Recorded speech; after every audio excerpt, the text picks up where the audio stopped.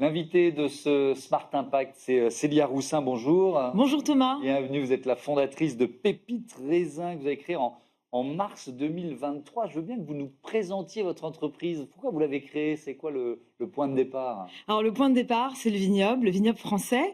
Et c'est après 12 ans dans des grandes maisons en France et à l'international que je me suis rendu compte qu'on avait beaucoup de raisins, beaucoup de culture du raisin, mais aussi beaucoup de coproduits du raisin. On se parle à peu près de 20-25% de biomasse Ouais. qui n'est pas destinée à la production du vin et que cette biomasse était HPI, au potentiel d'impact, au potentiel d'innovation.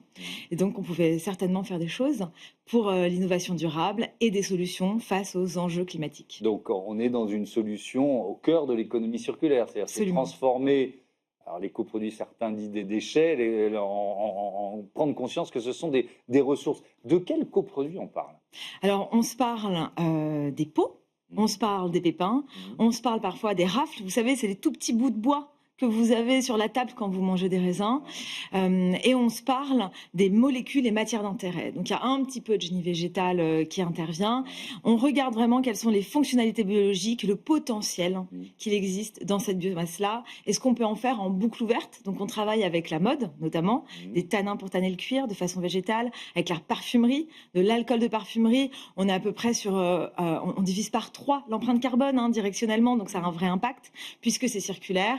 Et là, on travaille en particulier sur une solution pour la vigne en protection contre un gros champignon qui est dans la vigne, le mildiou. Alors, on va détailler un peu tout ça, mais je voudrais aussi vous l'avez évoqué rapidement, qu'on parle de votre expérience. Vous Oui. avez travaillé dans des grandes maisons de champagne, Moët Hennessy pour ne pas la nommer, il y en a peut-être eu d'autres, mais en vous disant quoi? En vous disant, mais il y a de la ressource dont on fait rien? C'est quoi la prise de conscience, en fait? Oui, alors déjà moi mon parcours, c'est pas un parcours d'ingénieur et pas un parcours de scientifique. Mhm. Et je pense que c'est important parce qu'aujourd'hui dans les solutions, il faut qu'on ait une brique business qui Mhm. nous permette d'être assez vite à l'échelle et assez vite à l'impact et toujours dans un narratif, qui raconte un nouveau monde de solutions. Mhm. Donc effectivement, j'ai eu la chance de travailler sur très beaux domaines pendant 12 ans. J'ai vu et j'ai rencontré des personnes remarquables, hein. J'ai vu qu'il y avait beaucoup, beaucoup de raisins et à un moment, je me suis dit: «J'ai peut-être plus les outils pour comprendre le monde d'aujourd'hui». Donc j'ai fait un chemin personnel où je me suis reformée. Mhm. Je suis passée à l'Institut des futurs souhaitables, à l'Oumia et Entrepreneurs d'avenir à Cambridge et je me suis dit: «Comment on peut créer un business où on va valoriser ce flux-là qui aujourd'hui est un peu sous-valorisé?» Voilà. Il est un peu valorisé quand Il même. est un peu valorisé. Ce Ouais. qu'on fait avec Pépites Raisin, on regarde que les projets pionniers qui sont D'accord. pas encore à maturité Mhm. sur les marchés. Mais en revanche, on travaille avec des industriels directement, donc on est à échelle.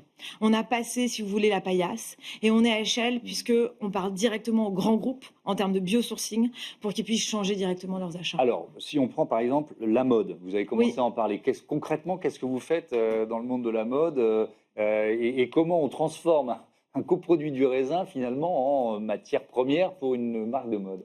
Thomas, je vous donne un exemple. Quand Mhm. vous buvez du vin rouge, vous Ouais. pouvez faire tourner un petit peu le vin et dire: «Ah, il est tannique, il se Mhm. passe quelque chose». Il se trouve que les tanins qu'on a dans le vin sont des tanins dont les marques de cuir ont besoin pour tanner le cuir. Ok. Le moment où on a fait ce lien-là, on s'est dit: «Il y a peut-être quelque chose à faire».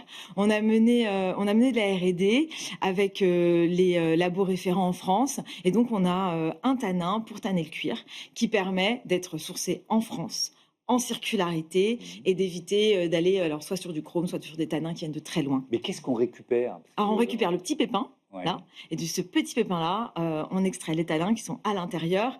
Toute l'extraction est sans solvant, à l'eau, en d'accord. éco-extraction en France.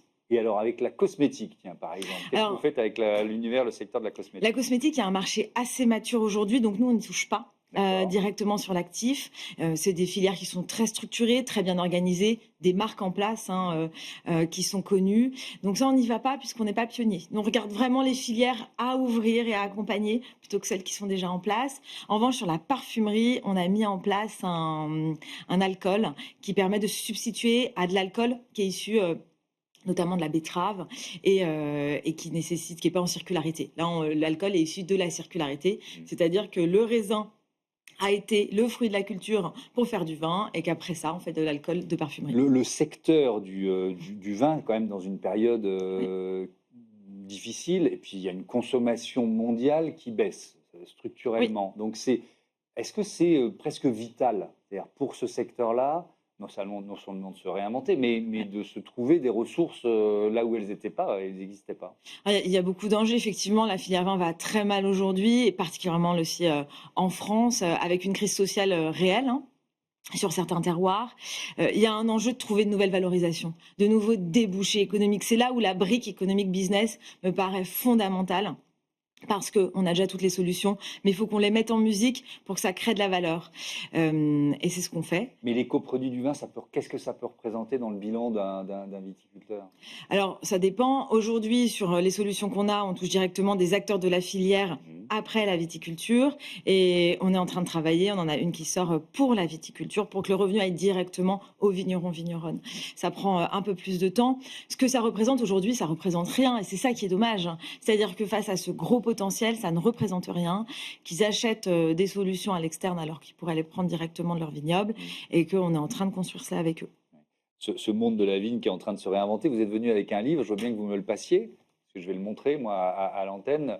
22 actions pour un vignoble durable. J'espère qu'on le voit bien. C'est publié chez Duno Innovation Retour d'expérience. Donc, c'est un partage de ce qui marche déjà, c'est ça? Absolument, c'est un livre fantastique préfacé par Marc-André Sellos, qui connaît très bien la question des sols et du vignoble, Que j'ai reçu écrit plusieurs fois, que dans vous d'autres avez reçu émissions. plusieurs fois, Ouais. qui a une voix forte sur ces sujets, et Fanny Barthélémy, qui a une voix également très forte, très intelligente sur ce sujet. On a la chance d'être cité Pépite Raisin dans ce livre comme porteur d'une solution où en fait c'est très simple, on utilise ces extraits de pépins de raisin comme une solution pour les vignerons et les vigneronnes face au mildiou, qui est un champignon majeur dans la Donc, on va viticulture. trouver dans les coproduits en question, alors quoi et comment vous le transformez pour que ça devienne un médicament de la vigne, en quelque sorte. Oui, alors c'est très simple. Si je devais le grossir le trait, hein, c'est comme des anticorps que la vigne crée elle-même. Et ensuite, on va les récupérer et on va lui donner pour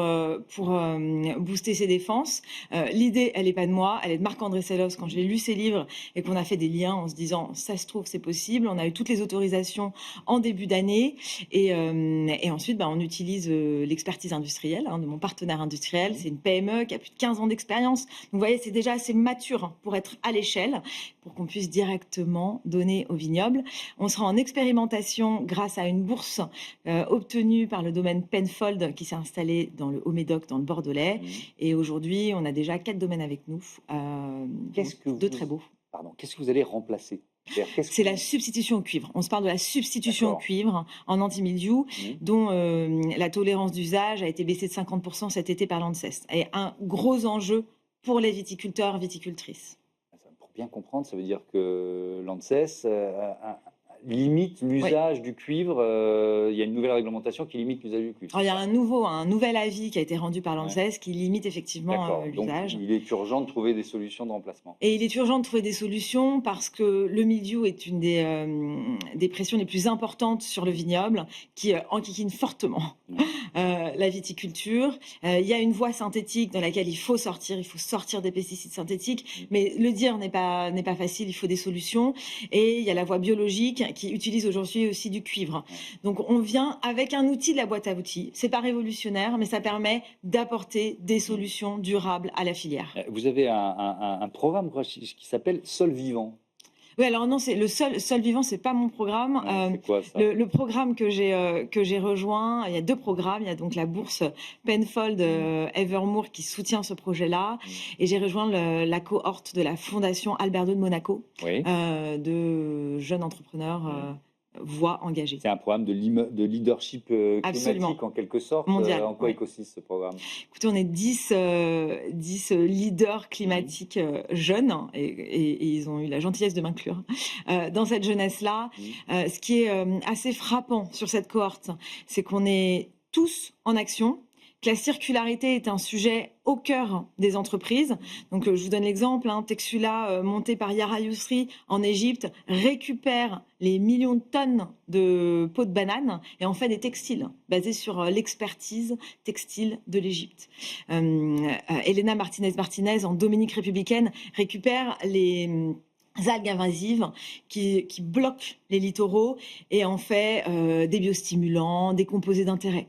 Et l'Eftaris, qui est en Grèce, a dépollué le plastique de ces littoraux également. Donc voilà, c'est ça qui se passe. C'est une cohorte qui a entre 25 et 37 ans, qui montre que le monde est en action, que les nouveaux modèles sont là, qui sont internationaux, et où j'espère qu'on incarne un nouveau type de leadership. On déplace un peu l'ego en cherchant vraiment l'impact avec des boîtes qui sont robustes. Merci beaucoup, Célia Roussin. On souhaite le Voilà. meilleur à Pépite Raisin. Voilà, on passe tout de suite à notre débat, cette PPE, cette loi de programmation pluriannuelle de l'énergie qui se fait attendre. C'est l'Arlésienne, quoi.